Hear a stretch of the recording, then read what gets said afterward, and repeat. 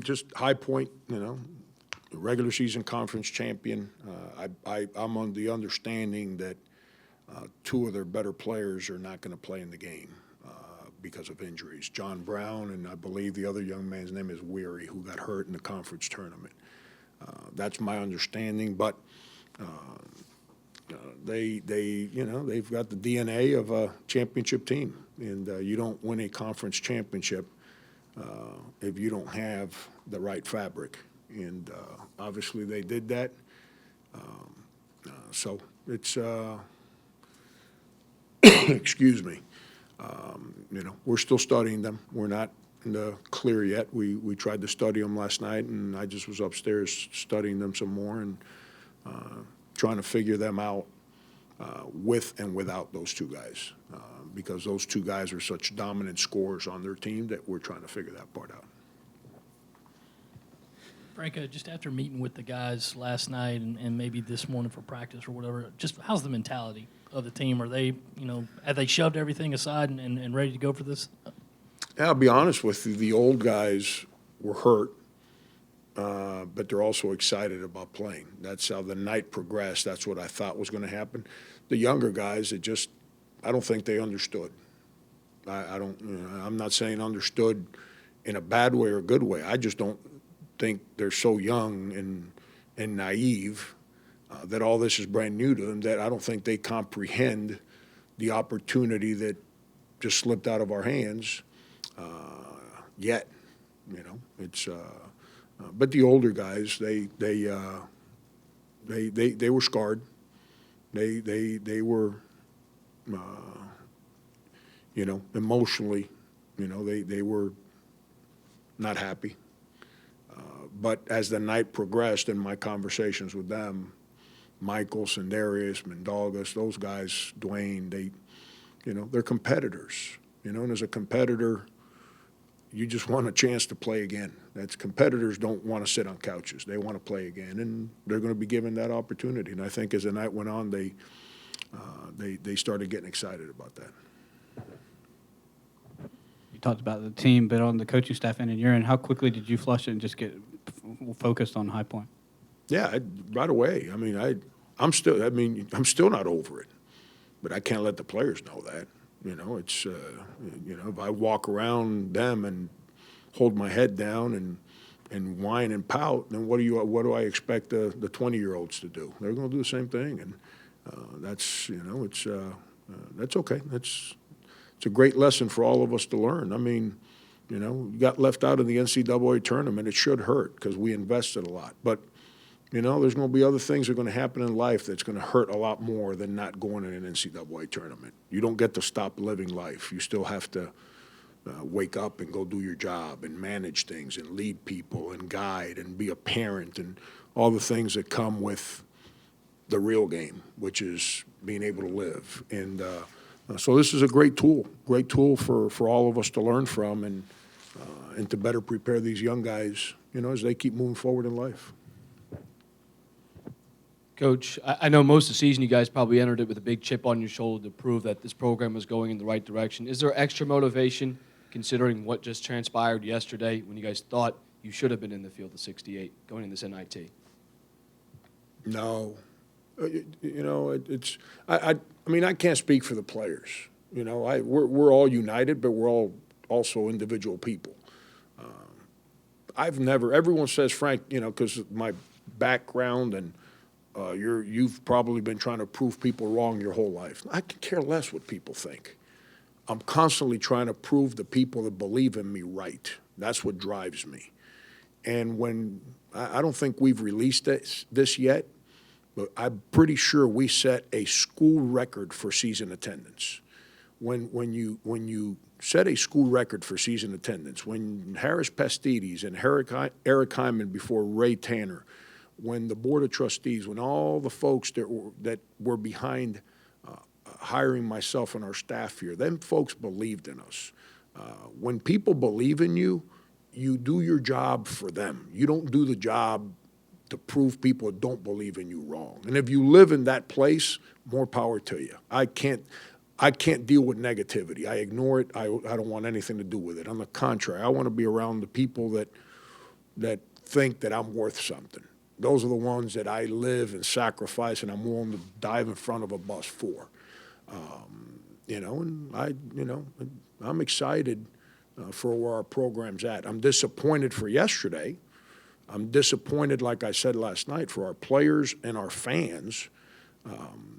But I'm excited for where we're at. And I'm excited for the kids in the program. I'm excited that we set a school record in attendance. I'm excited for a lot of things. We get a chance to play at home again. And, it's not too many teams get to say they're still playing. When you consider there's 352 and 90 of them or so get to say we're still playing, it's by invitation, not like last year. We had a chance to buy our way into playing, and we weren't going to do that. By invitation to say that we're one of, few, 30% of the schools or whatever. My math is even less than 30, but 30% would be 270. 20% of the schools that play college basketball get to be invited to continue playing. We're kind of lucky that we're in that group. We weren't there 4 years ago. We weren't there 3 years ago. We were in there 2 years ago or last year. We are now. So it's another step in the right direction. As a longtime college basketball person and somebody who has been selected for the tournament, the events of yesterday, does it affect your opinion about the process? Does it shake your confidence in the way the NCAA handles the very important procedure of selecting the at-large teams? Yeah, if I knew the process, then I can have an opinion on it. It's moving parts. No one knows. 1 year it's strength of schedule. 1 year it's RPI. Now it's BPI. Then it's CCI and DDI and OPI and whatever other I they want to come up with. I don't. They say, well, you have to win away from home. Well, we won 9 games away from home. Well, what I don't know. We beat our conference champion on the road. We 4 games over 500 in a BCS level league. It's there are conferences that if you go by all this ranking nonsense, which to me all those numbers are irrelevant. There's ways to trick the computer to make it look good. There are conferences that were ranked below ours. They got more teams into the NCAA tournament. How's that happen? I don't understand. But it is what it is. I don't know the process. I wish if I knew the set criteria, then we can all try to plan a little better. But that criteria changes every year, and there's some stuff that matters and some stuff that does not. I just I don't know. You guys are probably more interested in this than me, but how many teams have played in a BCS league, won 24 games, and won double-digit conference games and been left out? I don't know. I don't know. I can care less. But that would be an interesting question to ask. I should have asked you this last night, but since you had the personal touch of being able to talk in front of the fans, how special was it to see how much passion they have for y'all, even with missing the tournament? Yeah, it's the fans here. The past. It's one of the attractions that I had for the job and the people that I trusted in when I was going through the thoughts, is that this school, when it had a run of good basketball, the fan base was extremely passionate and cared tremendously. That's obvious right now. I'm not telling you we're a perfect team. I'm not telling you we play the best basketball brand ever played, but I think our guys go out there and play real hard. And I think our fans have shown that they respect that. And with every year that's passed, they've been more willing to reinvest the 3 things I talk about all the time: their money, their time, and their passion into this program. And that's why I think our fans bled along with our team, because they've invested those 3 things along with our players to spend what we all thought was going to be a magical moment for our school last night. It didn't happen, and I think that's why there's a lot of scarring because everyone's invested. But it's I don't know what the final numbers are yet, but we're going to end up somewhere in the top 25 in the country in attendance.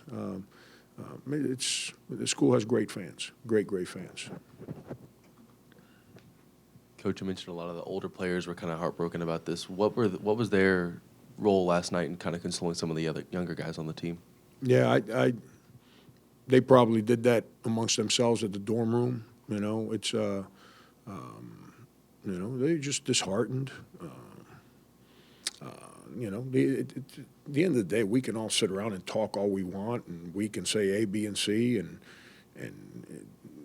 it's when you step on the court, are you excited to do it? And we do that here a little later today, and that's when we'll figure out what guys are genuinely excited about playing and what guys are not. And the guys that are not, this time of year, that's not a good sign.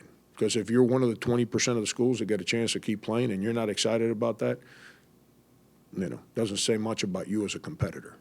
So I think the guys will be fine today. I think that what happened yesterday is a chapter in our life. It's a chapter that they'll always reflect back to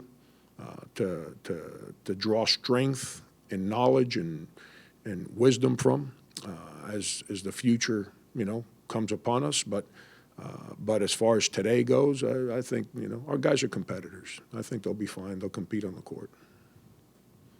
Frank, speaking of competitors, any doubt about Mike's status for tomorrow night? Hey, he wants to play. The doctors are clearing him to do stuff on the court today. It's the day of the Georgia game. They cleared him, to do some running and stuff on the court, and he was trying to prove that he can go. And we'll see how today goes. He's very adamant that he feels that he let our team down, and it's the farthest thing from the truth. And Mike being who he is, he feels that he's got to go on the court to help his team, even if it means, cutting his leg off. And that's not right for Mike. Mike, he's done so much for our program. He needs to be healthy. He doesn't need to go out there and further injure himself. And what happens with seniors who are going to try and make money is they got to be healthy here for the next 3 months. And if they're not healthy, then the good jobs go away, and then he ends up with bad jobs from a playing standpoint. And if he's worthy of a good job, he needs the opportunity to be healthy to go attain that job. Franco, just looking across the bracket, I think Monmouth is also a ¡1 seed. I think King said something on the show last night. Do you guys got an agreement to play next year? I believe so. It's part of a tournament. Yes. Questions? Anybody else? Last call. Thanks.